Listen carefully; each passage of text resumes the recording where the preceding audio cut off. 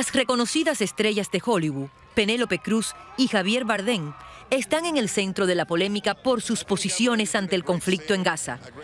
Ambos actores atemperaron este fin de semana sus palabras a través de un comunicado tras las críticas recibidas por haber firmado junto al director de cine Pedro Almodóvar y un centenar de artistas españoles una carta abierta en la que calificaban de genocidio israelí la incursión militar en Gaza. Los actores que fueron tildados de idiotas y antisemitas han matizado sus posturas y han criticado por escrito cualquier acto de violencia, al tiempo que muestran solidaridad por las víctimas de ambas partes del conflicto. Bardem dijo: tengo un gran respeto por la gente de Israel y siento una gran compasión por sus pérdidas. Ahora algunos me han puesto la etiqueta de antisemita, igual que a mi esposa, lo que es la antítesis de lo que somos como seres humanos. Detestamos el antisemitismo, igual que detestamos las horribles y dolorosas consecuencias de la guerra.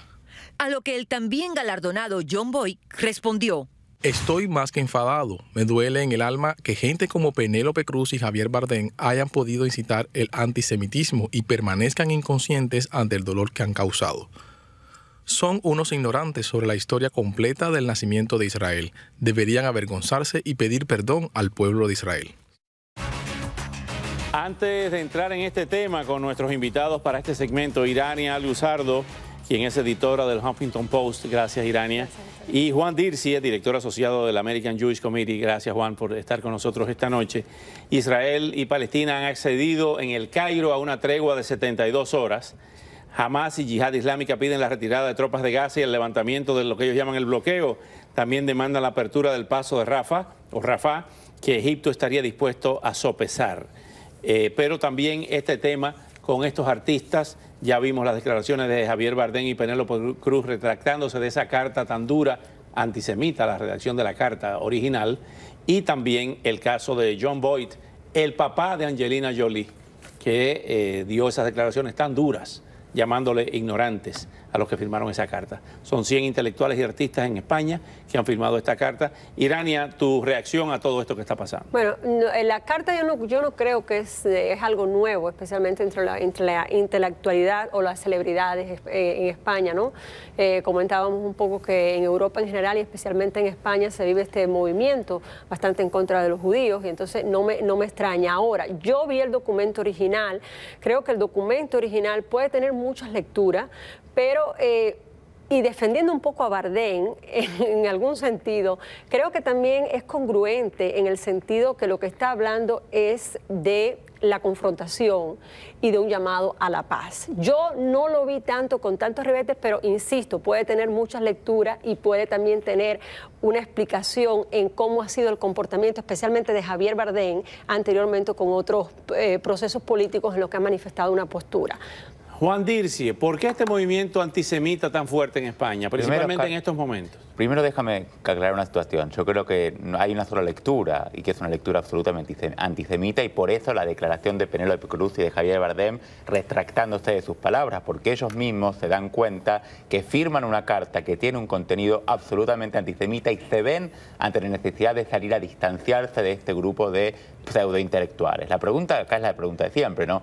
Que una persona sea un buen actor o que tenga un bello cutis, si eso te amerita para opinar de política internacional o de cuestiones filosóficas. Perdón, no quiero interrumpirte, Juan, pero ellos no se retractaron porque no dijeron no estamos con esa carta, la matizaron. No, pero yo creo que hay algo muy claro. O sea, la primera carta era una carta absolutamente antisemita con un contenido absolutamente desequilibrado y desbalanceado, donde únicamente expresaban solidaridad, que utilizaban palabras que son absurdas dentro del léxico y del lenguaje de la política internacional, y en la segunda salen con una postura a quizás tratar de explicar un poquito lo que quisieron decir, obviamente buscando la paz y la armonía en el mundo. Esto tiene que ver, Oscar, con movimientos lamentablemente que estamos viendo en distintas partes del mundo, en Europa, en América Latina, en Estados Unidos, donde se están utilizando palabras muy fuertes, la palabra genocidio, la palabra holocausto, sin entender realmente lo que está pasando en el Medio Oriente. Primero, porque hay una ignorancia terrible, y segundo, porque hay una utilización de todas estas imágenes y de todo este lenguaje por medio de los antisemitas de siempre, que utilizan esta situación para generar una cuestión de odio contra la comunidad judía, pero muy sutilmente saben que ser antisemita está condenado después del Holocausto, pero ser anti-israelí está permitido. Con lo cual el antisemitismo moderno se disfraza bajo el disfraz del antisionismo, del anti-israelismo, pero con el mismo objetivo, atacar a un pueblo. El antisemitismo atacaba al judío en su condición de pueblo o de individuo, de no tener los mismos derechos que el resto de la sociedad.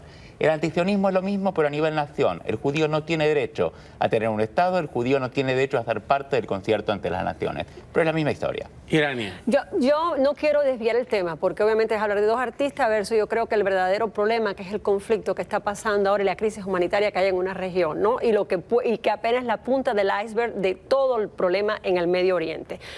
Obviamente discrepo en esa parte, yo creo que no se retracta, yo creo que explica una postura y creo que tampoco veo, repito, hay muchas lecturas, pero no creo que había una lectura tan antisemita como se le planteó. Lo que pasa es que hay que hablar claro, hay una necesidad también de estos dos artistas, para cerrar el tema, porque no me gustaría dedicar el tiempo a los artistas.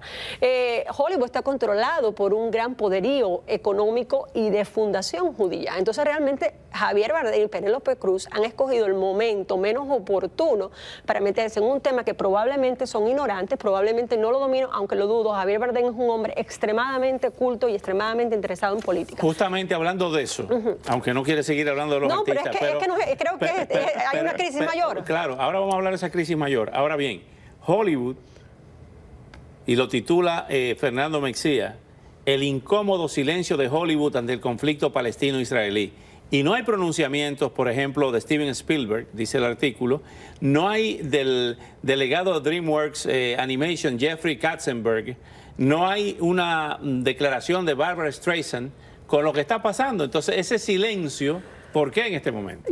De figuras que son emblemáticas y universales. Yo lo quiero ver desde una postura desde afuera y como periodista. Yo quiero ver las dos partes y sé lo que está pasando en la parte de Gaza, sé lo que el grupo antiterrorista, con el que se está luchando y que está diseminado en 70 países en diferentes organizaciones, pero también estoy mirando la otra parte, la parte del racismo sistemático que hay de parte de los judíos. Y eso explica también un poco por qué Hollywood dice, mejor yo me callo en esto. ¿Racismo contra quién? ¿Racismo contra quién? Esa es la pregunta. ¿Racismo contra quién? ¿Racismo contra quién? Pues vamos a ver, en base a Israel, y el racismo sí se siente contra los palestinos, sí se siente literalmente. Y yo creo que eso es parte de por qué esta falta de compasión, perdón, a pesar de que la prensa también pueda estar manipulada, pero el hecho de que tú puedes ser indiferente ante una crisis y ante la masacre que es real, sean civiles o no, ahí estamos también otro punto entre puntos de interrogación. Pero entonces sí creo que hay un racismo. ¿Cuántos judíos viven en la autoridad palestina? ¿Cuántos judíos viven dentro de la autoridad palestina en Gaza o en Cisjordania, bajo la autoridad palestina? ¿Tú sabes cuántos judíos viven? ¿La cifra exacta? Sí, o aproximadamente. Bueno, la cifra exacta no la sé.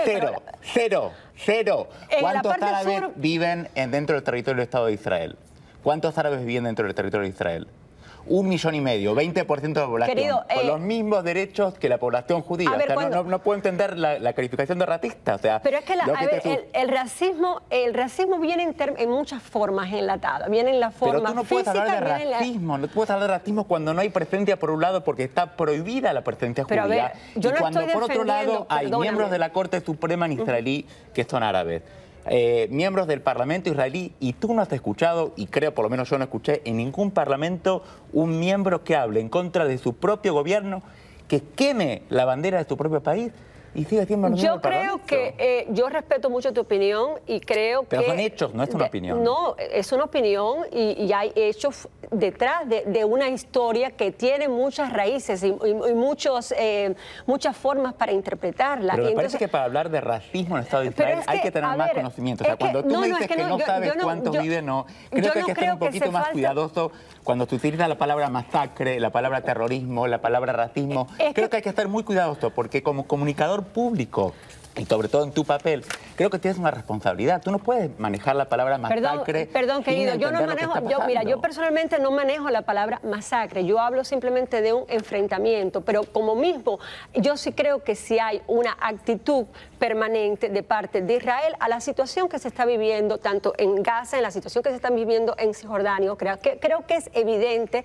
que esto ha creado una situación de opinión, de mediática, en la que la prensa está incluida. Obviamente, tú me dices ahora, háblame de cifras concretas, y entonces puedo yo parecer como que no domino el tema, como que no tengo... Pero acá, aparte hay otro tema, hay una situación diferente en lo que pasa en la Franja de Gaza y lo que pasa en Cisjordania. Totalmente diferente, estoy de acuerdo contigo. Hay una situación absoluta donde te está hablando con un partner, con un posible socio de la paz, que es Mahmoud Abbas, y fíjate que no hay ninguna acción de Israel contra los palestinos de la Franja de Gaza, en Cisjordania. De acá te estuviera hablando de genocidio. Israel lo primero que puede hacer, pero yo te digo, o masacre, lo primero, y tú sí utilizaste masacre, lo primero que puede hacer Israel es, tiene un 20% de la población adentro que es árabe, con la cual absolutamente lo contrario, tratar de integrarlos. ¿Qué posibilidades hay de que la tregua de 72 horas a la cual han accedido en el Cairo prevalezca? Porque la última de 7 horas no duró 1 hora. Todas fueron violadas